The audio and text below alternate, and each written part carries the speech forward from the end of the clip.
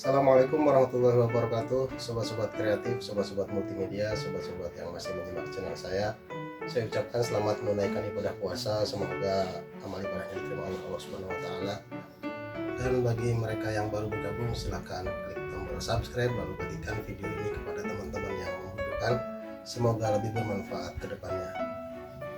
Puji syukur alhamdulillah, pada kesempatan video ini saya akan memberikan tutorial tentang pembuatan font ataupun pembuatan huruf yang bisa digunakan untuk kita berkreasi. Karena apa? Karena ini adalah media pembelajaran bagi sobat-sobat kelas 11 ya. Ya, sudah lama saya tidak menyapa rekan-rekan multimedia dari kelas 11.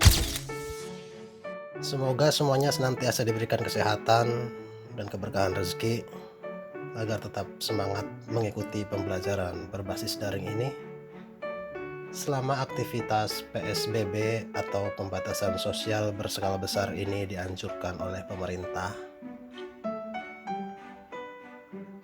Dan semoga dengan adanya pandemi ini tidak mengecilkan minat belajar ataupun berkarya peserta didik multimedia. Stay home, stay learn, stay produktif.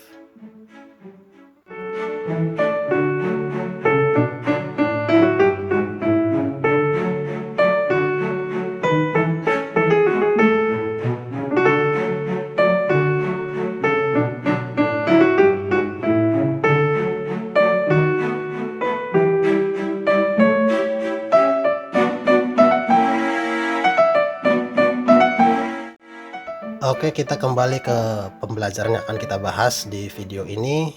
Di sini kita akan mensinkronisasikan antara seni, kemudian teknologi dan usaha untuk dijadikan sebagai media pembelajaran agar kita bisa berkreasi secara original dan memenuhi kebutuhan konsumen.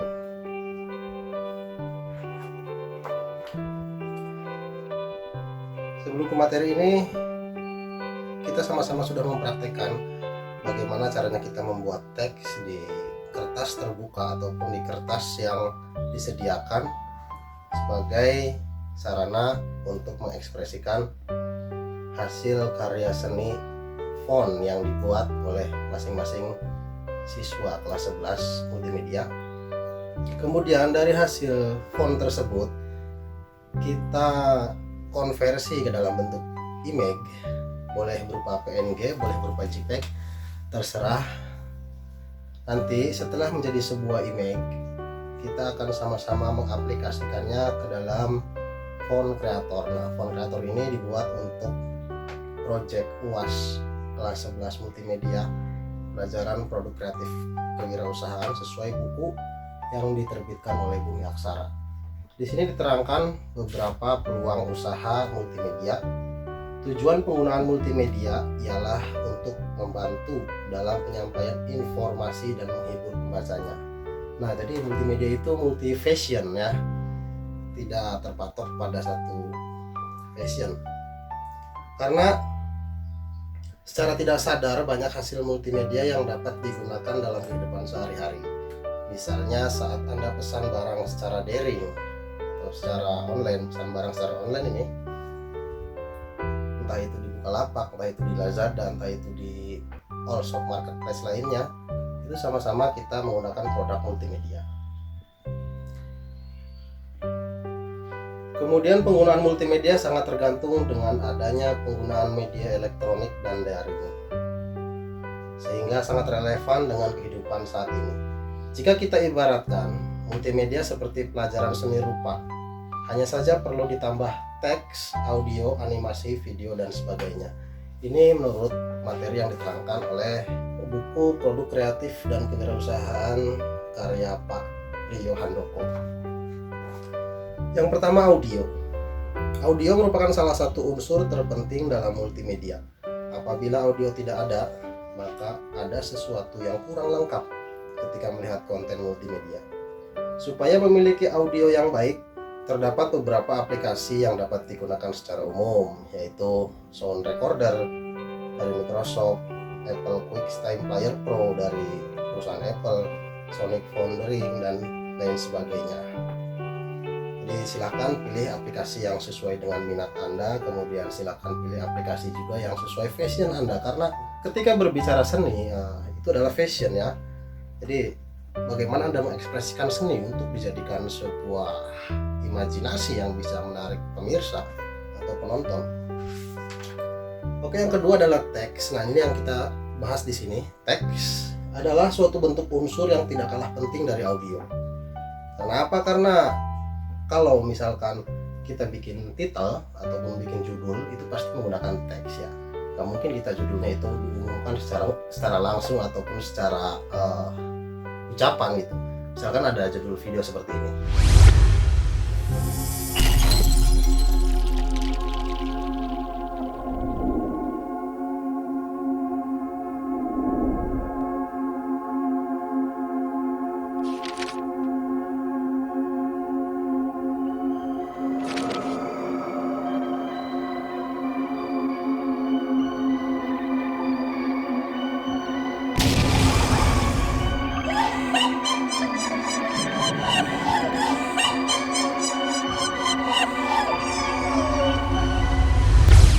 Nah, itu pada video tersebut ada unsur-unsur teks yang memang dikarakteristikan sesuai genre atau video yang akan ditampilkan. Misalkan kita videonya video multimedianya tentang seputar patriotisme, itu fontnya itu lebih ke patriotnya gitu jenisnya.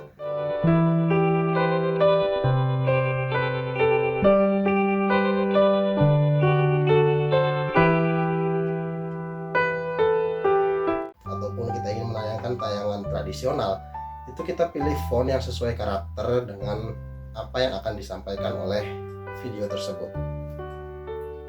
Nah, untuk bisa membuat sebuah font, kita perlu aplikasi bantuan lainnya untuk kita terapkan di pembelajaran praktikum PKK ini, yaitu aplikasi Font Creator. Sebelumnya di kelas saya sudah pernah bahas sedikit demi sedikit, namun mungkin masih ada yang masih bingung. Berikut ini saya tampilkan cara tutorial penginstalannya dulu, karena kita akan fokus di sini untuk konten multimedianya, yaitu pembuatan teks yang original hasil karya dari siswa-siswi kelas 11 multimedia.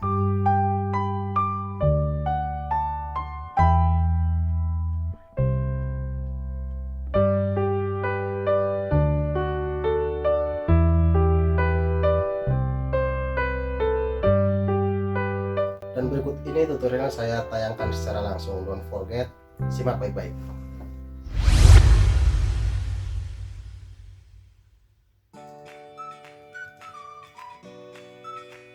Oke, kita masuki versi desktop dan seperti biasanya saya gunakan aplikasi bantuan Bandicam untuk merekam semua pergerakan yang ada di layar laptop saya. Aplikasi Bandicam ini gratis, bisa digunakan oleh siapa saja, silakan unduh saja kalau berminat. Kita mulai. Pertama kita instalasi dulu ya. Instalasi, saya simpen dokumennya itu di folder yang kemarin disatukan di kelas multimedia. Ini di folder ini ada aplikasi Font Creator ya. Ini isinya adalah petunjuk penginstalan, kemudian ada data instalasi dan aplikasi untuk menginstalnya. Ada 3 file dalamnya. Cara yang pertama, kita harus punya WinRAR ataupun untuk mengekstrak, karena ini bentuknya adalah zip ya. Jadi zip itu adalah file yang dikompres untuk dijadikan satu file walaupun isinya 3 file. Saya gunakan aplikasi 7zip untuk mengekstraknya, ekstrak ke Font Creator 6.5, ekstrak tuh ya. Setelah itu muncul passwordnya saya berikan bagi yang menyimak video ini. Passwordnya gampang, saya tunjukkan ya. Passwordnya gampang, terus klik OK. Kenapa saya gunakan password? Karena ini saya akan bagikan di media terbuka.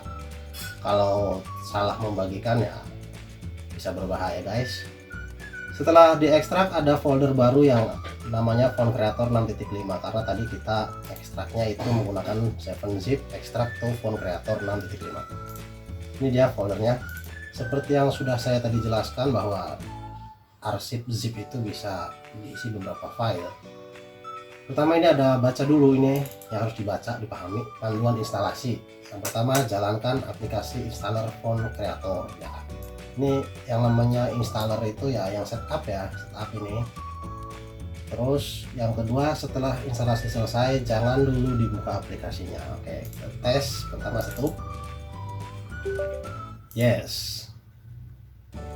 Nah, di sini ada welcome screen atau welcome to phone creator satu Richard. Next. Kemudian ini ada persetujuan penggunaan program. Kita terima saja karena kita hanya pengguna. Kemudian ini di sini ya. Lihat di nomor 3, gunakan bantuan notepad untuk mengetahui lokasi tempat install aplikasi. Nah, di sini tempat install aplikasi nih ya. Kita buka notepad baru dengan cara mengklik Windows dan R notepad. Ini sebenarnya buat copy paste doang sih, supaya nggak bingung gitu. Kita kopikan ininya, padnya, jalur instalasinya, copy di sini.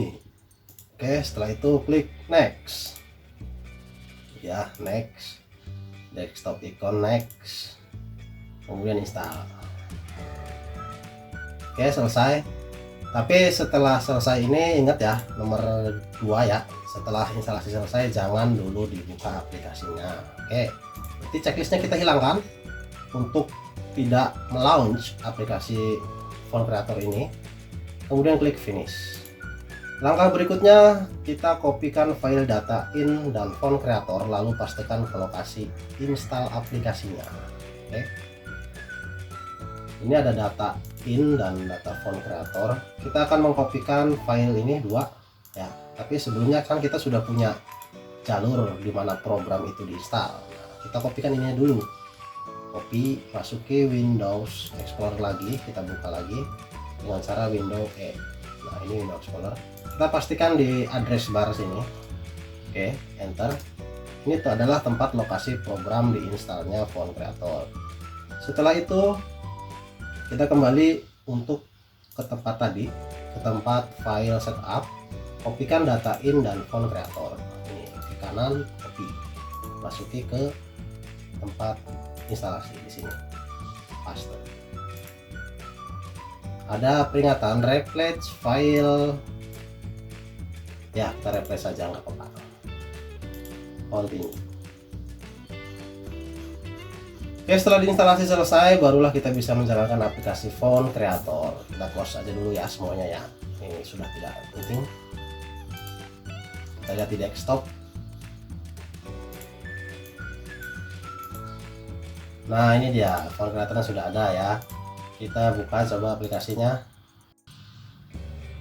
Nah, ini sudah ada.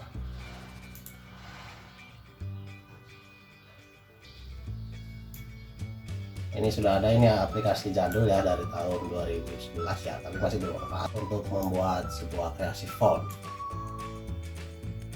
Oke, terima kasih telah menyimak dari awal sampai akhir. Nanti kita akan bahas berikutnya untuk pembuatan phone. Don't forget subscribe, like, dan share video ini. Semoga bermanfaat buat teman-teman kreator yang mau berkreasi di dunia phone.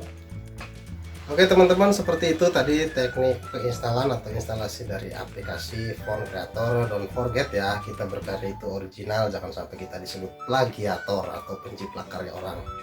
Jadi semuanya dibuat secara original mungkin, dari mulai teks, kemudian sound, kemudian video. Dan semoga ini menjadi bermanfaat kepada teman-teman yang lainnya yang menonton channel saya. Saya ucapkan terima kasih banyak. Don't forget subscribe, klik, dan share video ini. Saya akhiri, wallahul muwaffiq ila aqwamit thoriq. Wassalamualaikum warahmatullahi wabarakatuh.